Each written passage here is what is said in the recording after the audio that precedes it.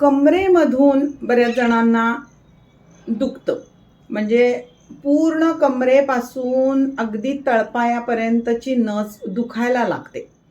आधी कंबरच सुरुवातीला दुखते आणि नंतर पूर्ण नस दुखते. कधी तळपायामध्ये मुंग्या येतात, कधी पोटरीमध्ये दुखायला लागतं किंवा क्रॅम्प यायला लागतात किंवा चालताना अगदी पाय ओढत चालावं लागतं.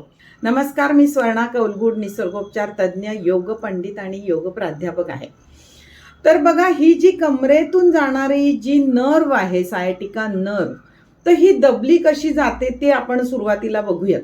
तर पहिलं ह्याचं कारण असं असतं की आपल्या कमरेचे जे मणके आहेत त्या दोन दोन मणक्याच्या मध्ये डिस्क असते आणि त्याच्या वर आणि खालच्या बाजूला असा स्पॉन्ज सारखा भाग असतो आणि त्यामुळे ती डिस्क अगदी व्यवस्थित असते. पण वय जर जास्त झालं तर हा स्पॉन्जी भाग दबला जातो आणि ती डिस्क तिथून सैल होते.